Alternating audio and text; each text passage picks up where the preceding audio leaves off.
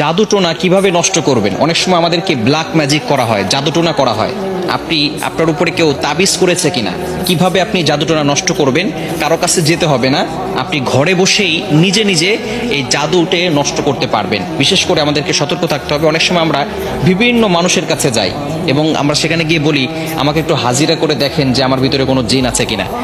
তারা তো ঠিকই, যদি জিন নাও থাকে আপনার উপরে জিন একটা চালান করে দিবে, এরপরে আপনার কাছ থেকে বারবার এই জিনের মাধ্যমে ডিস্টার্ব করিয়ে আপনার কাছ থেকে টাকা খাবে। এজন্য আপনি কারো কাছে যাবেন না, নিজে ঘরে বসেই আপনি আপনার জাদুটোনা দূর করতে পারবেন, জাদুটাকে নষ্ট করে দিতে পারবেন।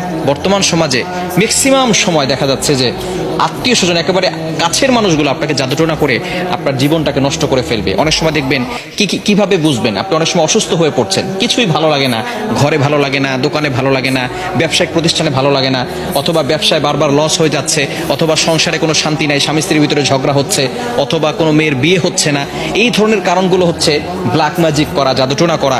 এটা হচ্ছে তার লক্ষণ। জাদুটোনা করেছে কিনা তার লক্ষণ হচ্ছে বারবার অসুস্থ হয়ে যাওয়া, বিভিন্নভাবে আপনি অসুস্থ হয়ে পড়ছেন। মেয়েটার বিয়ে হচ্ছে না, বারবার পাত্র আসে, দেখে সবকিছু ঠিকঠাক থাকে, যেদিন বিয়ে ডেট দিবে তার কিছুদিন আগে বলে বিয়ে করবো না। এরকম অনেকে হয়, অনেকে আমাদের কাছে ফোন দিয়ে বলে। এটা হচ্ছে ব্ল্যাক ম্যাজিক, জাদুটোনার একটি অন্যতম লক্ষণ। এরকম লক্ষণ যদি আপনার ভিতরে থেকে থাকে, তাহলে আপনি জাদুটোনা কিভাবে নষ্ট করবেন আজকে বলে দিব। আপনারা খুব সুন্দর করে প্র্যাকটিক্যালি দেখাবো ইনশাল্লাহ। আপনি দেখে এটা যদি প্র্যাকটিস করেন, ইনশাল্লাহ জাদুটোনা যদি থেকে থাকে তাহলে আপনি নিজেই এটা করলে আপনার জাদুটোনা কেটে যাবে। ব্ল্যাক ম্যাজিক করে আপনাকে কেউ ক্ষতি করতে পারবে না, এবং এরপর থেকে আপনাকে কিছু আমল করতে হবে। আচ্ছা, আমি আপনাদেরকে দেখাচ্ছি। কলম আছে নাকি কারো কাছে? এই যে একটা কলম। সর্বপ্রথম আপনি যে কাজটা করবেন, প্রথমে অজু করবেন। অজু করে আপনি সূরাতুল ফাতিহা একবার পড়বেন, সূরা ফালাক একবার পড়বেন, সূরা নাস একবার পড়বেন, সূরা ইখলাস একবার পড়বেন। এরপরে আয়াতুল কুরসি পড়বেন। প্রথমে সূরা ফাতিহা একবার, এরপরে সূরা ফালাক একবার, সূরা নাস একবার, এরপরে সূরা ইখলাস একবার, আয়াতুল কুরসি একবার।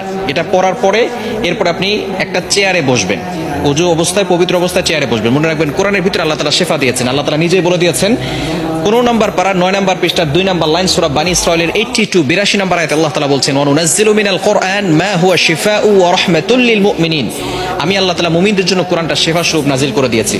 প্রথমে আপনি বসবেন একটা চেয়ারের উপরে, পবিত্র হয়ে, অজু করে পবিত্র হয়ে তারপরে বসবেন। বসার পরে একবার সূরা ফাতিহা পড়বেন, এরপরে আপনি সূরা ইখলাস, সূরা ফালাক, সূরা নাস পড়বেন, এরপর আয়াতুল কুরসি পড়বেন। এরপরে আপনি 7 বার সূরা ফাতিহা পড়তে হবে। আউযুবিল্লাহ বিসমিল্লাহ সহকারে এই যে একটা ছুরি নেবেন ডান হাতে, এটা আমি পেন দিয়ে দেখাচ্ছি, আপনি একটা ছুরি নেবেন।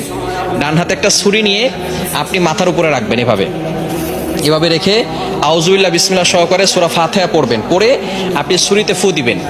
ছুরিতে ফু দেওয়ার পরে এরপরে ছুরিটা শরীরের সাথে টাচ করবেন না। টাচ না করে আপনি একেবারে সোজা কপাল থেকে নাক বরাবর, বুক বরাবর 2 পায়ের মাঝখানে রাখবেন।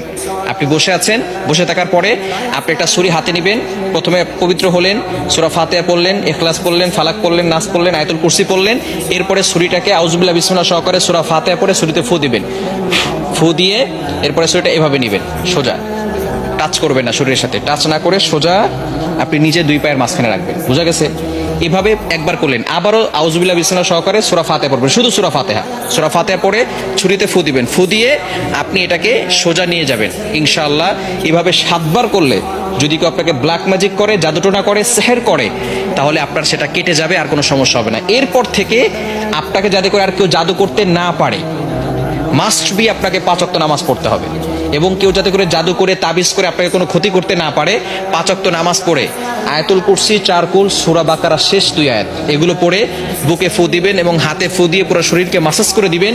ইনশাআল্লাহ আপনার শরীর বন্ধ থাকবে, এবং রাতের বেলা ঘুমানোর সময় ওযু করে ঘুমাবেন, এই আমল করে শরীর বন্ধ করে ঘুমাবেন। ইনশাআল্লাহ দুনিয়ার কোনো শক্তি আপনাকে কোনো ক্ষতি করতে পারবে না।